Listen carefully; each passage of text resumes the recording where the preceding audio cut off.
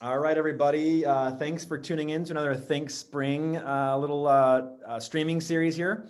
Today we have Katie Gleboff from RPR. I know that, say hello. I know we've talked about RPR before from a live stream, but we thought it'd be a great idea to have Katie here. They just did some awesome updates to the website. Things have changed a bit. And I don't know if everyone's aware here, but everyone watching this video has access to RPR through the National Association of Realtors. They have a relationship with RPR. And so we have this amazing set of tools available to us. And we were thinking, Greg and I were talking about this, and we're like, this is a great tool. There's a lot of features in here that can be used this spring and summer to help you create conversations, to give information to your clients, and can aid some of that the business growth ideas we've been talking about. So I wanted to get with Katie here, and Katie's going to give us a little bit of a rundown. So I guess at this point, again, we want to encourage the agents to ask questions. Yep, I'll keep an eye on the chat. So if you have questions, punch those in there, and we'll try and get answers here probably near the end for Katie. But Katie, I am going to pass you the reins here and let you rock and roll.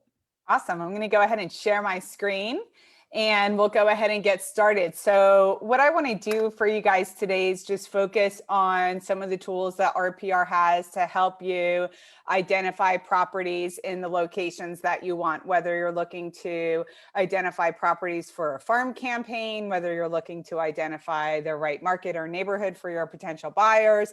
And then, of course, I want you to be able to drill down in on your local market to be able to provide statistical information and maybe demographic information to your clientele through the social media resources that you have. So we're going to have a fun day today learning about RPR. We're going to focus on using our map-based search tools to identify the right market area, the different views that you can look at to identify properties, especially if you're maybe looking to generate a mailing campaign, how you can organize those properties to meet your needs, how to do research on neighborhoods. If schools drive interest in your market, I want to share with you how you can search for schools as well. And then, of course, when you're doing all this research, when you're using all these tools and you're creating searches and saving properties, I want to be able to share with you how to access that information at a later point in time. So we're going to go ahead and just jump right into RPR and take a look. So I'm going to go ahead and flip my screen over. Now, 5-Star is a brokerage business partner with RPR. So they've already gone and worked with us and took the incentive to make sure that when you're using our platform for your clientele, it's covered in your brokerage brand. So when you go in to create reports, it has that brand recognition. And I'm just going to build on what Paul said earlier. We're a free tool through the National Association of Realtors, but we are a realtor-centric tool. So RPR, we don't share data. We don't redistribute data. We don't have a consumer-facing search engine. We don't syndicate listing information to third-party portals. It's kind of like a closed room that only realtors have access to. So when you guys are using these tools and you want to share this valuable information with your clients, whether they're buyers, sellers, or potential clients, you send that information through them through what we call a report. So when you normally think, oh, can I email that listing out? You got to trigger that switch in your head that says, oh, can I create a report and then email that report out? So we want to cover all of those bases today. So I'm going to jump right into RPR and just start with how you can research RPR and look for on or off market properties. So where you have your logo on the upper left, you're going to see your main navigation bar to the right. This is where you can access the work that you create in RPR, whether you're looking to create a flyer for an active property or a just sold property of yours. If you want to access saved or recent properties as well as saved searches, that's under your My Work. You can jump in and create reports for a market area, including a quick CMA report. We have marketing tools for prospecting and working to identify the right location for a business if you work with commercial properties. But the main get to the database is going to be under your research tool. This is where you can go in and do map-based searches. We pull in demographic information and local marketplace statistics to feed in our neighborhood searches. We partner with niche.com to gather school data for ratings and reviews. You can monitor market activity, which is very similar to a hot sheet in the MLS system.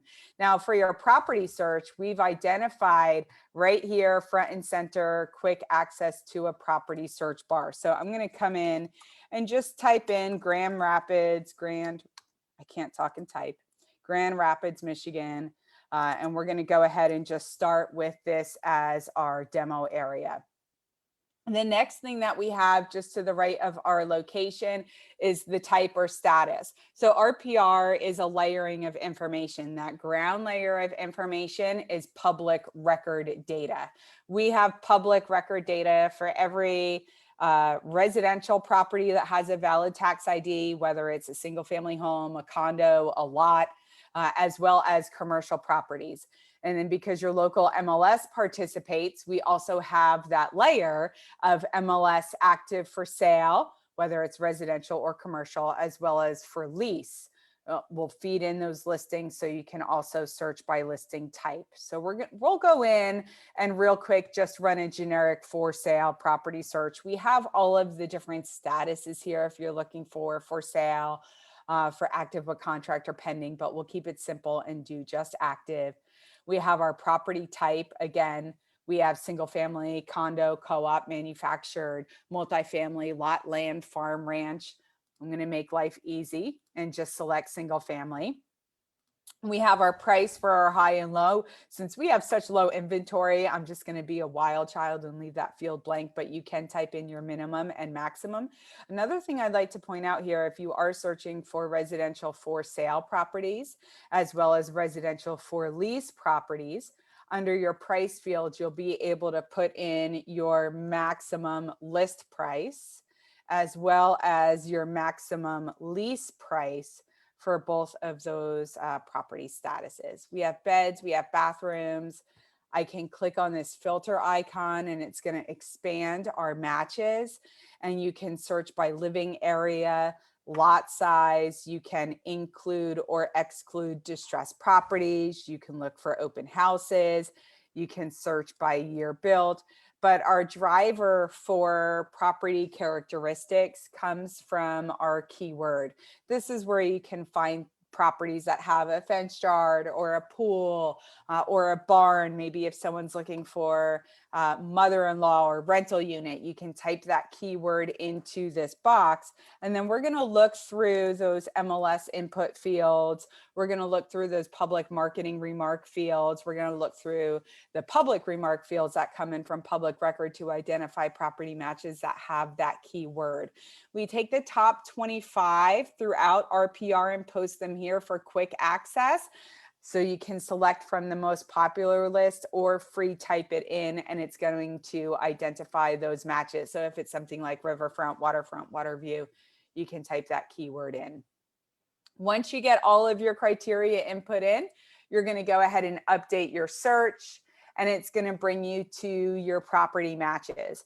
When we look at our matches, you have three primary views that you can look at, and we'll take a look at these shortly. We have our list view right to the upper right-hand side of the search results. We have our list view, which is your line item view that's sortable. We have your gallery view, which is that larger center photo. And then we have our map view. And I want to focus on our map view for just a minute because we have some really cool mapping tools that are available for you to use to help you identify the market areas that you're looking for, whether you're searching for properties or farming for potential listings. The first thing I want to do under our mapping tools over here to the right-hand side is expand the map. I have a very small MacBook Air 13-inch screen, so I always go into my full screen mode, and that erases that border and just maximizes my mapping for zooming in and zooming out. So the first tool that I want to share with you in RPR is the ability to search by geographical boundaries. This is a great resource if you're looking to identify properties in particular zip codes, if you're looking to identify properties in particular neighborhoods.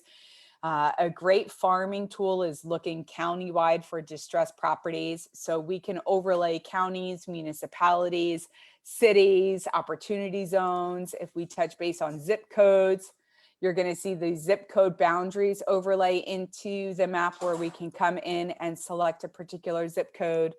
And then we can search in those multiple zip codes for property matches. You can search more than one zip code if you choose to. We have our neighborhood boundaries as well. This is a little homework assignment I'm going to give all of you because the neighborhood boundaries are different depending on where you are across the country.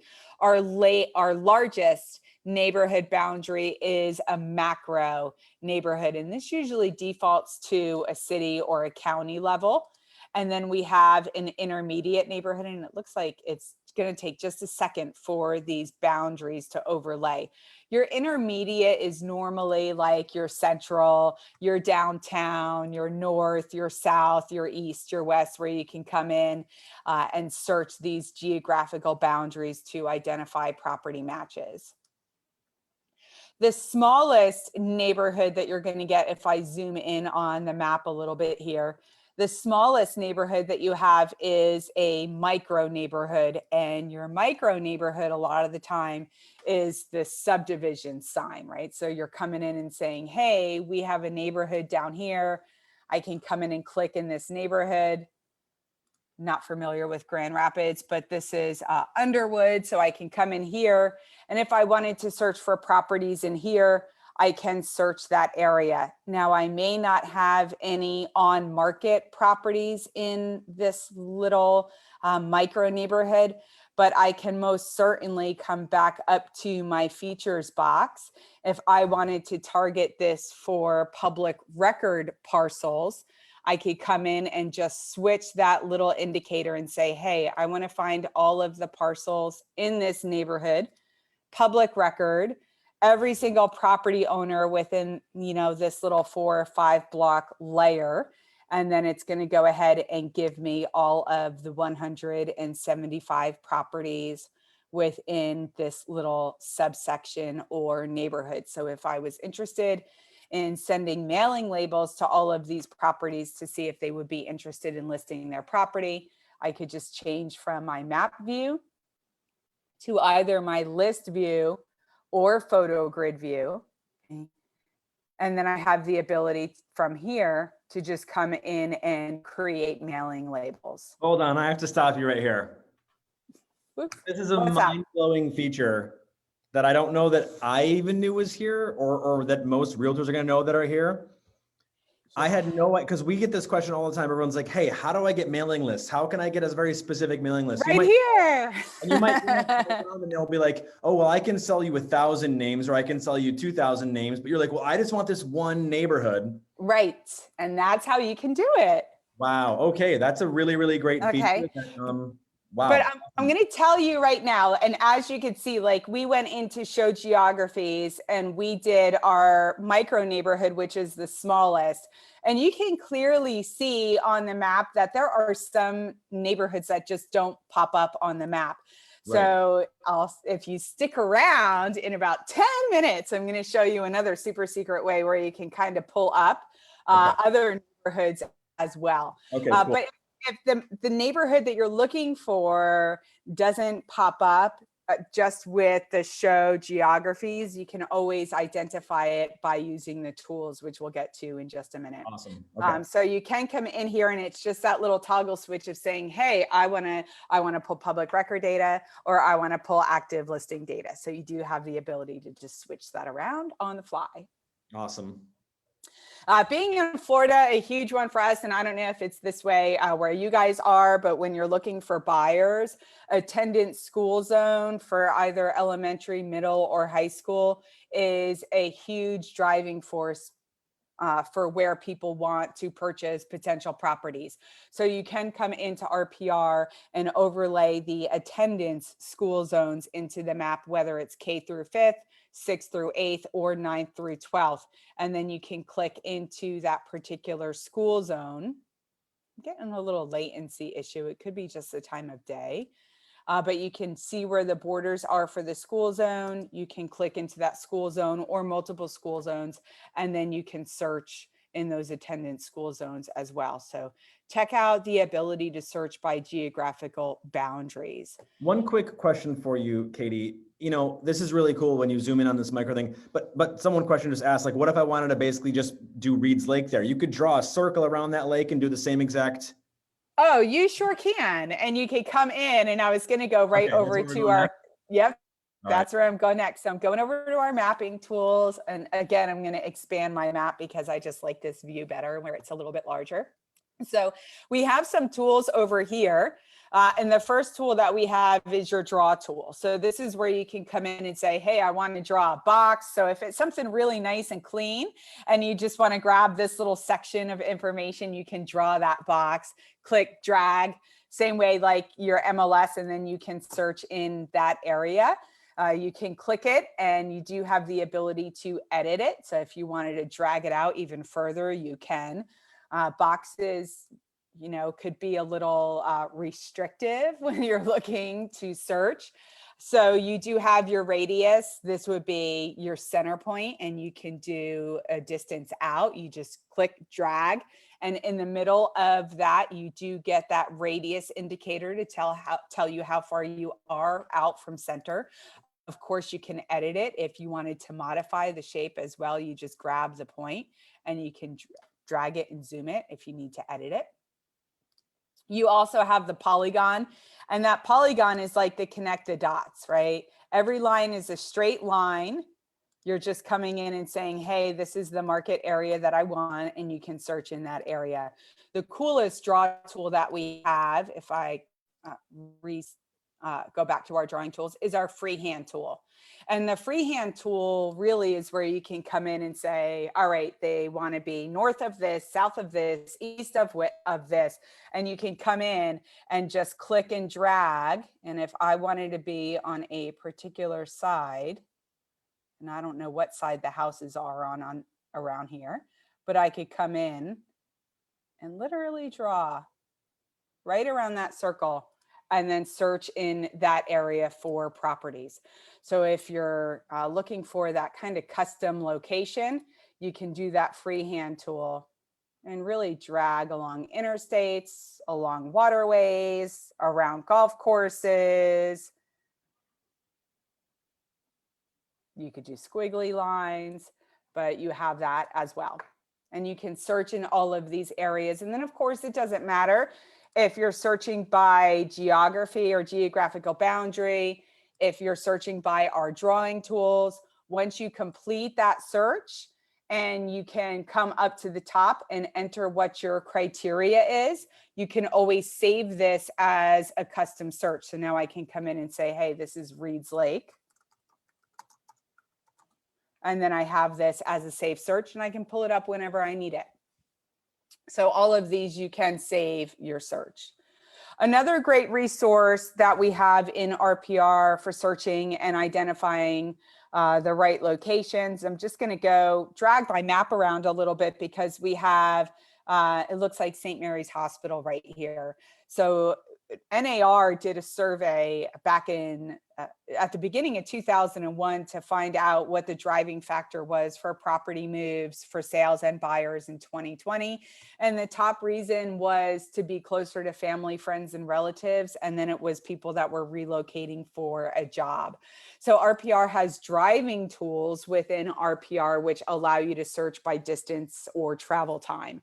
Your distance option, you can enter an address. And when you enter an address and select next, it's just going to drop the pin to that location and you can do your distance search out. But if it's a point or place of interest that's readily available on the map, you can just drag and drop that pin. You can select next and then select your distance out. So if they wanted to be within 3 miles of the hospital, this is just a quick drop pin that allows you to search that distance out. Okay, so you do have the ability to search distance this way, as well as your radius within your drawing tools. Well, RPR Commercial is also powered by Esri data, and Esri data works together all different types of tapestry segmentation data and consumer-driven data, including traffic counts. So because we have an idea of daily traffic flows in and out of cities, you can also come in and search travel time. So if someone is moving and they want to be able to access family, friend, relative, place of employment within a 5 or 10-minute car ride, you can select your drive time, enter the location, or drag and drop the pin. You can select the travel by car or walking, the desirable time of day that they're going to be traveling, the day of week, as well as the length of journey. And then it's going to aggregate the applicable time to get to that location within that time of day. So you can see this is a 10-minute drive. It's probably thanks to interstates, but if I go ahead and say, well, hey, this is a big area, let's try for that 5-minute drive, you'll see that drastic difference in that search. So you do have the ability to search by travel and distance. Another nice feature that I like about our driving tools, when you have a property buyer, maybe they're looking at potential property matches and they're kind of on the fence over the right location that they want to be in for a property. So if they're looking, maybe they're looking here at one of these homes and they're saying, gee, that's, you know, on College Ave. Is it highly trafficked? Is it a noisy street? You can come into our driving tools and we have traffic counts. So when I select the traffic counts, you can overlay what the daily driving toll is for major intersections in the area. And you'll get these color-coded triggers. So when I select apply, you'll start to see all of these little triangles pop up on the map, boop, boop, boop, boop. And then you can come in and you can see that this intersection right here, if I zoom in, we're looking at an orange to a red triangle. So we could come in, and if I click on this actual triangle, it will pop up and say, hey, Michigan and College Avenue, we have over 21,000 daily drivers on this road a day. So this is going to be a pretty high traffic property. As you get into the blue colors, sorry about that. If you get into the blue colors and click on those, these are the high traffic counts. Red and orange are the little bit lighter. So I'm going to come into my traffic counts and I'm just going to clear that data and it's going to get rid of those properties or those indicators. I showed you under show geographies where we have school boundaries. You can also overlay the schools into the map here, whether you're looking for public, private, or charter, elementary, middle, or high school. That's going to plot these little scholar caps onto the map.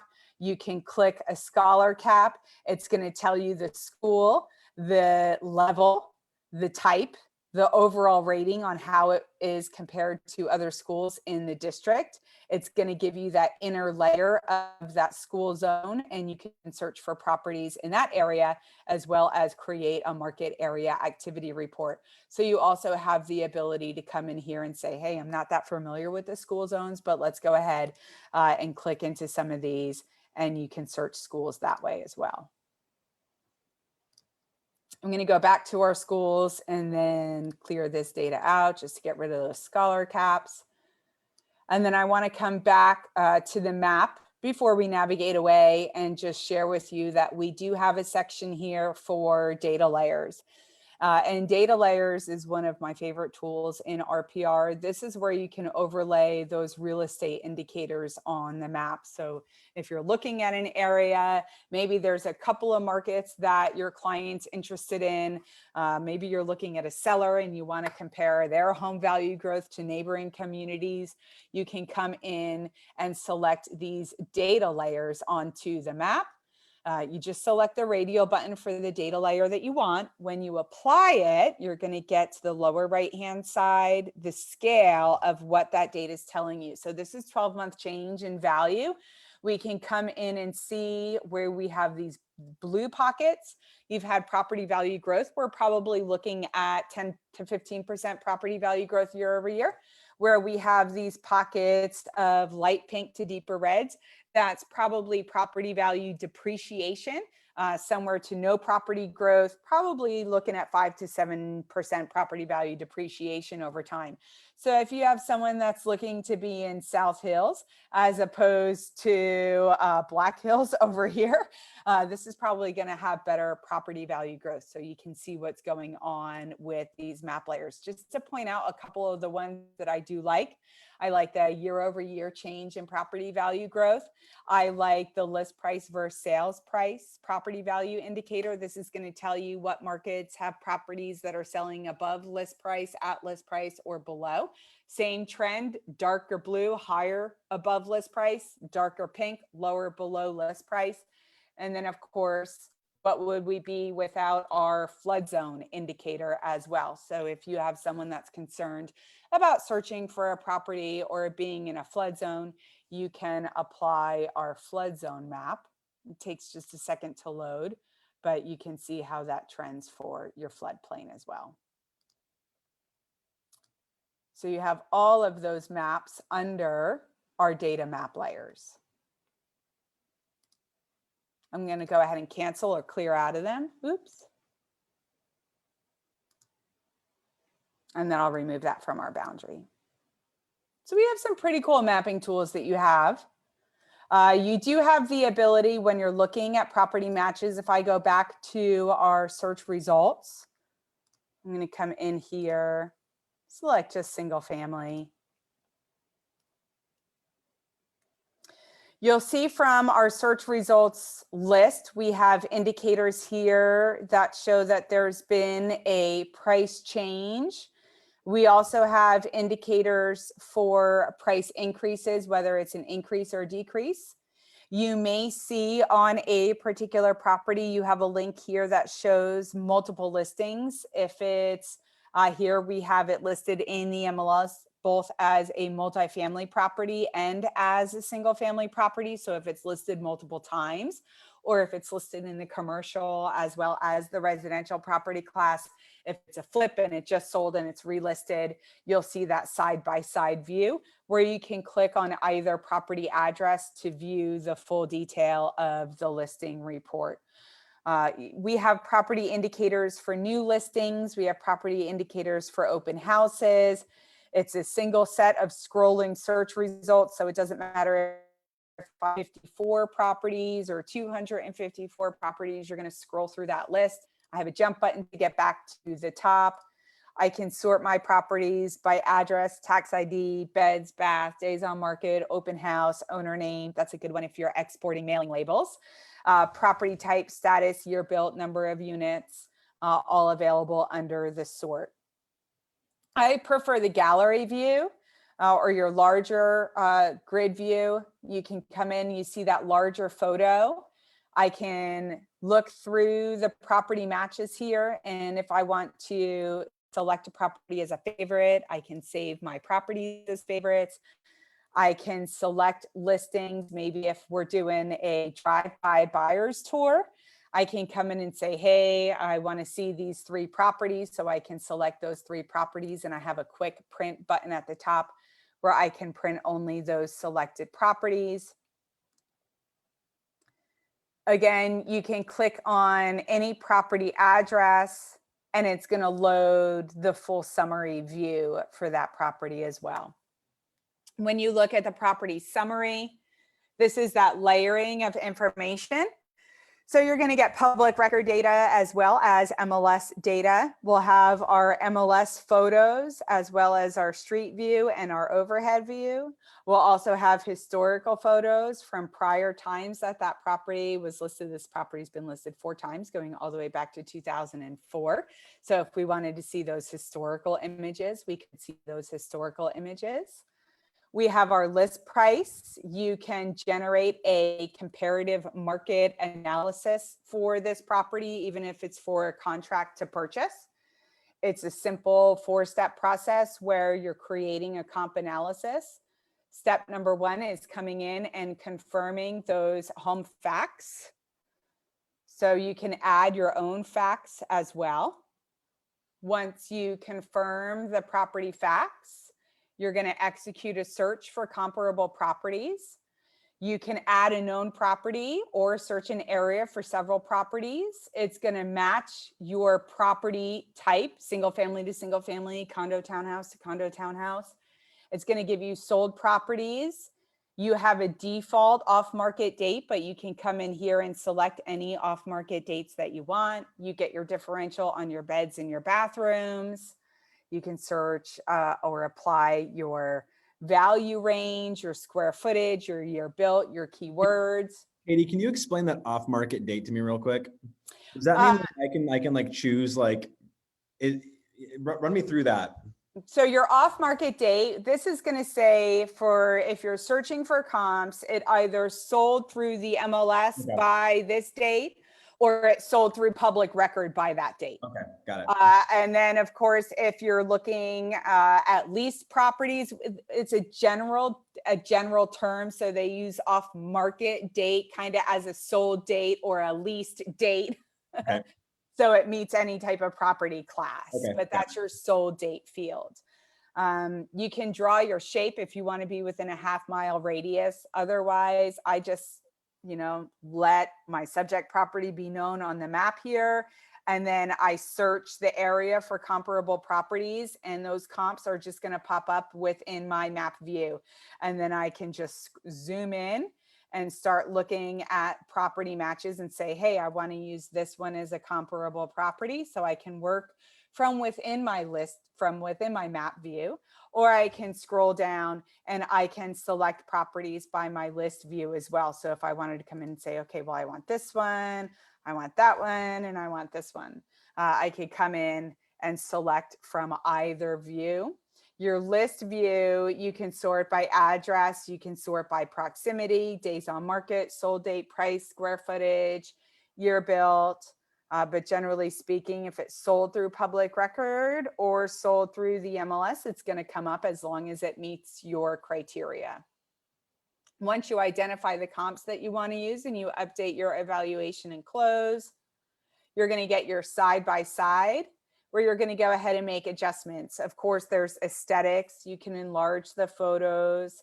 If I want to put these as most recent sale out, I can kind of come in and organize these by first, second, third if I choose to.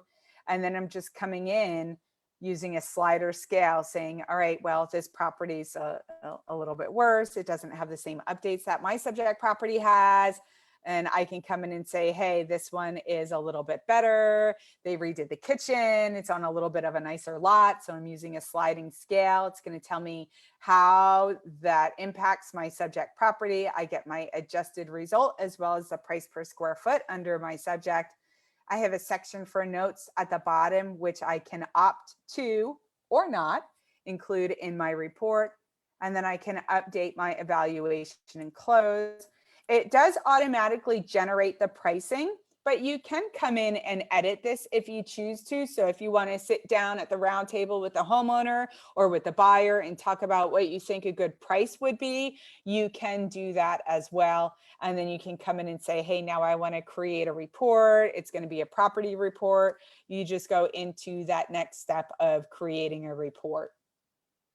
You can select the report that you want to use to generate.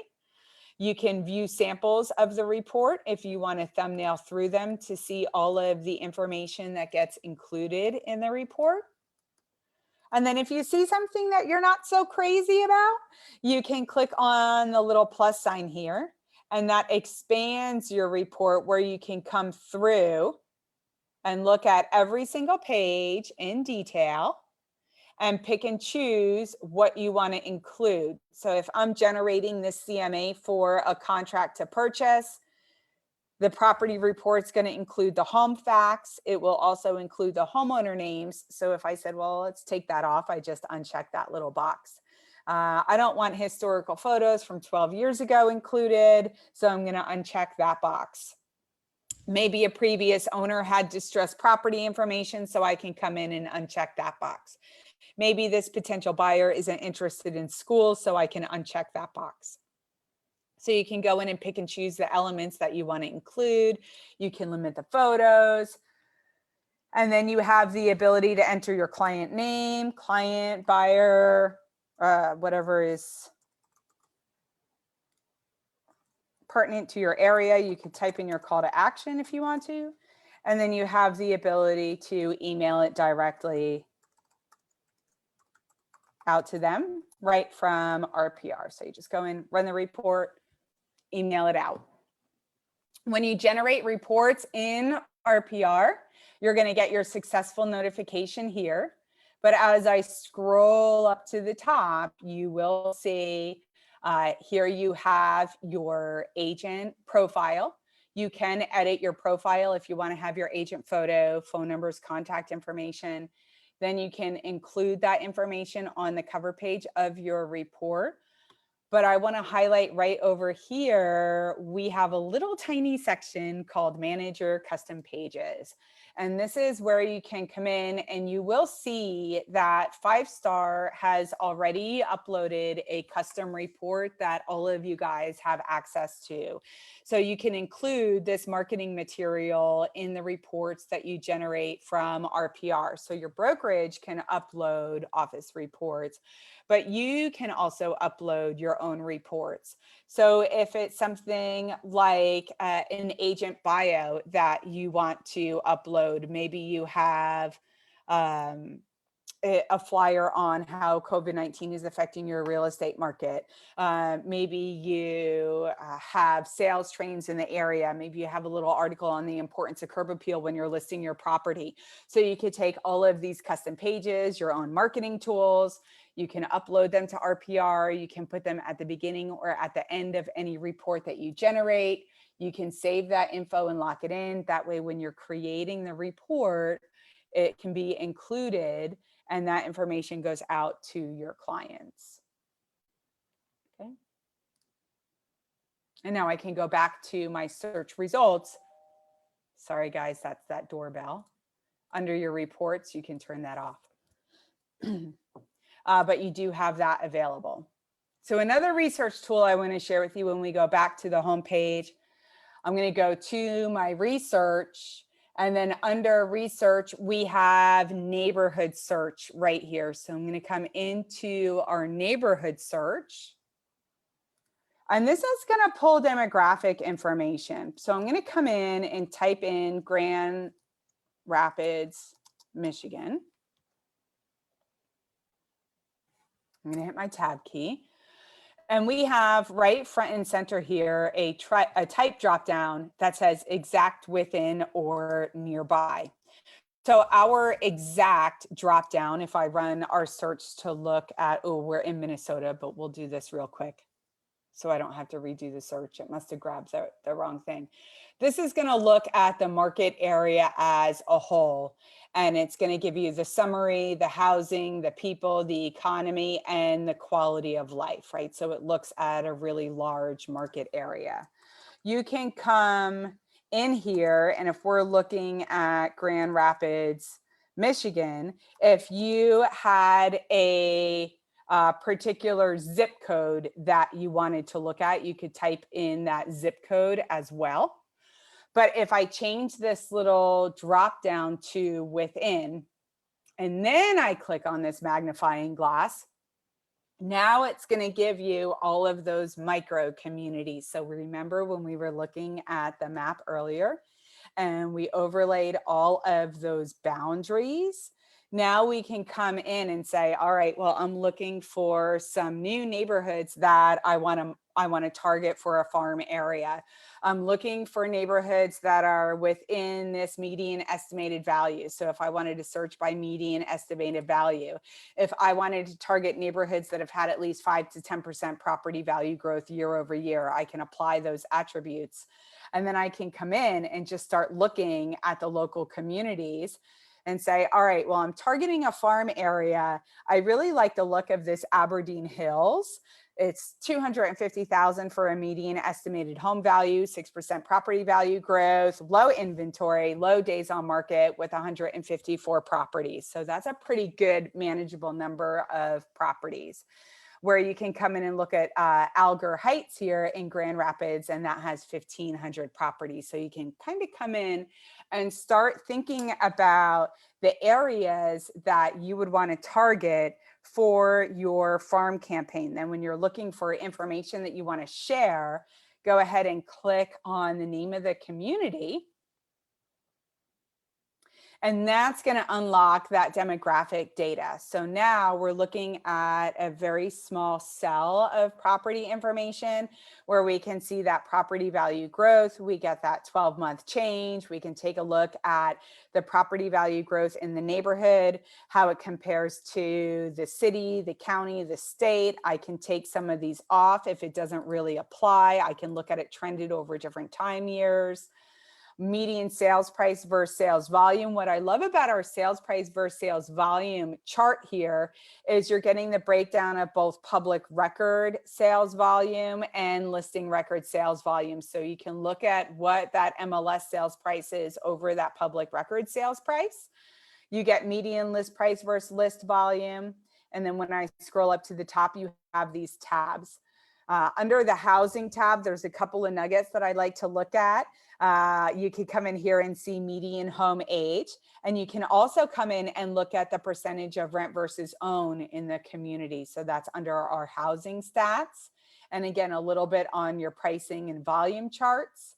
People is going to break down that population growth, density, male to female ratio, households with children, households without children. So all of that rich demographic data is going to be under your people. Give it just a second to load. Population growth, male to female ratio, education levels, graduation rates, and then your household breakdown, income brackets are all here. Your economy is going to be your job growth, unemployment, and then I'm going to jump to quality of life. This is rain, sun, snow, commute time, how people get to work, water quality, average monthly temperature, walkability, and then starting in April, on April 20th, we're launching a partnership with AARP for a livability index, which will link you to AARP's website as well. So that'll be included in here. And you can very easily come in and say, hey, I want to create a report for this information. If you're looking to create a neighborhood report, again, you can view that sample. You can expand it and say, well, the only report I really want to look at are the housing trends. So I can uncheck the rest of these boxes and then just run that report, and it's going to generate that single page of the neighborhood demographics. And after you create a report, you do have a drop down that appears where you can come right in and say, okay, I want to take this single page and I want to post this page onto my Facebook group to talk about property value growth year over year and month over month for this particular neighborhood. Okay. And if we're looking at this neighborhood, I'm going to go ahead and cheat and copy and paste. Again, we can go to our home tab. And into my location field, I can type in Alger Heights in Grand Rapids, Michigan. I could go to my type. I can pull my public record data. And then one form of farming that you have, since this is going to be 15,000 public records, I can come into this neighborhood and say, hey, I want to target homeowners in this neighborhood that are owner-occupied homes that have owned their home for a period of 10 or more years. So I'm coming in, pulling the public record data, identifying owner-occupied properties, targeting those homeowners that have a higher potential to sell because of the age period that they've owned their home. I get 417 properties. So again, now I can come in and say, I want to pull all that data. I get my 417 properties. I'm going to sort this by owner name, which is going to alphabetize all of these. And then I'm going to come in and say, now I want to generate my mailing labels and target my campaign for people who've owned their home for 10 or plus years and see if they're interested in selling. Ah, that one. Wow. That I think that's just like pure gold right there. That's a very, very awesome way. I'm still kind of mind blown that you can do that right through the software. So That's a pretty valuable one right there. It is. And you can do the flip side of it as well. So it's just using the data the way you want, because if you're working with an investor, you can very easily come over and say, well, hey, I know someone that wants to buy investment properties. So they're looking for absentee owners, and you can just flip that switch. However, your farming campaign is going to be geared, and then you can update the search and identify those properties. Again, here you're getting those properties that are in foreclosure, so you could see those as well. And when you generate those mailing labels, you're just really picking your export type. So do you want that CSV file or the straight to mailing label file? Okay, we have an agent right now that's attempting to do this while we're chatting. Oh. And she says that she has 2,000 names selected, but it's only exporting a single name. Is there some sort of limit or some sort of premium? You get 2,000 labels a month that you can export. So she may want to whittle down her property matches. And another thing that you want to be sure when you have your matches, make sure none are selected. Because if you select one by mistake and you only have one selected, and then you say, hey, I want to generate mailing labels, the system's going to think you only want that one record. Okay, so make sure you have unchecked all people on that. Yes. So you have one selected there, so check it and unselect it to go to 0 selected. Yeah. All right, and then is there any way, just out of curiosity, for someone to say, hey, if I wanted to do more than 2,000 a month, is there any upgrade option available, or is that just, that is what it is? Nope, there is actually, and you can come into your mailing labels, and right here, you're gonna see premium mailing labels and our partner offerings. We work with Black Knight for our mailing labels. Not only can you get more labels, but you can generate mailings towards specific demographics, distressed attributes, mortgage and title info. So you can search by equity and things like that. So you do have more options that are available, and you get a 2,000 are free each month. It resets once a month. Yep. Okay. So you have that feature as well. And the last thing I wanted to share with your research tool, here you do have a school search as well. And this is just where you're coming in, and someone, if they're new to the area and they're interested in getting school information, whether it's by elementary, middle, or high school, you can type in the city or the zip code. It's going to pull up all of the schools in that area, public, private, or charter. We gather this information from a third-party company called niche.com, and they take a look at the school and they generate school information based off of the Department of Education, Common Core, testments, and assess. And they come in and compare how this school's doing to other schools in the district. You get proficiency levels, AP enrollment, graduation rates, salaries, reviews.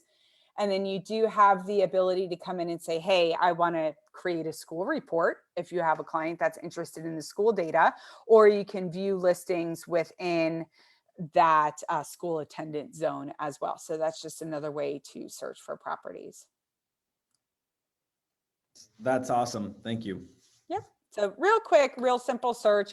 And if you're honing in and you are targeting areas that you're using for farming, or you just want to be able to keep a snapshot of what's going on in that area, right here on the homepage, you just go to My Markets, you hit that add button. I can come in here and say, hey, I want to find that Alger Heights in Michigan, and I want to add that to my markets. You hit the save button, it's going to save it. Once this button turns blue, the information's been locked in, and then you'll get inventory for that subdivision over the last 10 days. So again, you can do this at a city level, you could do it at a zip code level, or you could do it at a neighborhood level if you want to keep an eye on that inventory. And you can have up to 15 custom areas stored in your My Markets that you just flip through if you want to keep an eye on any activity that's going on in that area. So you have that available. And then as you go through, your safe searches are right here that you can click into and look at your safe searches, as well as your recent searches, whether you save them or not. And then recent properties that you've looked at and properties that you have saved, created reports for, or added notes to. So all of the work that you do in RPR is stored in here as well. And that's going to cover it. That was awesome. So what I'm gathering right here is that this tool, and I think that your improved appearance of the software is really important because it just makes it seem so much easier to navigate and easier to It is so much easier. Yeah, and so I think what the most exciting thing for us here is that there are so many uses for this software. If you get creative, if you start thinking about it, you start going, okay, so what am I looking for? What am I trying to do? You know, like the one that you pointed out, like, hey, look for people who have been in their home for more than 10 years. They're likely to be thinking about moving. They have a lot of equity. They're maybe ready to start thinking. I mean, that's an awesome way to start looking for people who are like, hey, I just moved last year, take a hike. Yeah. So that's really, really cool. I think what we're going to do is we're going to spend some time reviewing your software from a leadership team and try to ask these questions like, what are the best ways to do this, and that, and try and build our list of the best ways to do these kinds of digging research things, best uses for this software. And we're going to try and take advantage of this tool. Cause I mean, the amount of information here is actually pretty mind blowing. Yes. So, yeah. Yep. And don't forget, for those of you that are watching, if something kind of piqued your interest, but you didn't catch it, we have these shortcuts. And these actually walk you through step by step how to perform a task in RPR. So if you're coming in and you're like, oh, well, I want to learn how to search with opportunity zones, or I want to create a CMA, you hit the prompt and you act as it tells you to. So, and it walks you through step by step what you have to do to perform that function. That's so awesome. We have integrated learning right in here as well. So let's say, so you have this integrated learning right here, and then you have a help center up there where you have like even more help. Yep.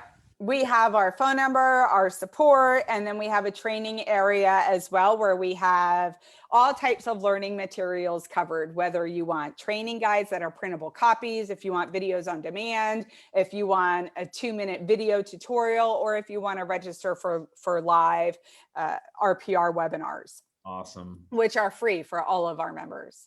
Cool. Or you can just bug your brokerage and get more custom training tied to you guys. Absolutely. We're down. All right. Well, awesome. Katie, thank you so much. You're welcome. Feedback. Everyone's, let's see here. We have one more question before you go. Okay. Karen Coe says she understands RPR gives an estimated value for homes. Is that based on homes sold regardless of MLS or tax record, or is it taking all of the information into account when it comes up with your little home value estimate? Okay, well, I'm going to pull in just a property from our hot sheet here. When you look at a parcel, and it doesn't matter if it's actively listed or not, we will provide an RVM, and our RVM is calculated looking at public record sales as well as MLS sales for similar in nature properties. So that's something that you want to think about. We're not just pulling anything that's sold. It's going to be similar according to beds, baths, square footage, and statistically in the market area to determine that value. You can actually click right on this. And when you click on this is a hidden gem. You're going to see a sampling of properties that were used to determine that RVM value. That's cool. So you can get a little insight. And then remember, this is really just a starting point for you guys, because with an RVM, it's assumed that this property is in average condition relative to other properties. So we don't take into account upgrades, needed upgrades, or market conditions. So you're coming into RPR and you can refine that value based off of property value facts, improvements that were done to the property, improvements that are needed, or just because of the local inventory, you know, low inventory, high demand for sales, and that can affect the overall value of the home. So you can check that out as well. Wow. Okay. Katie, thank you so much. The agents are very thankful.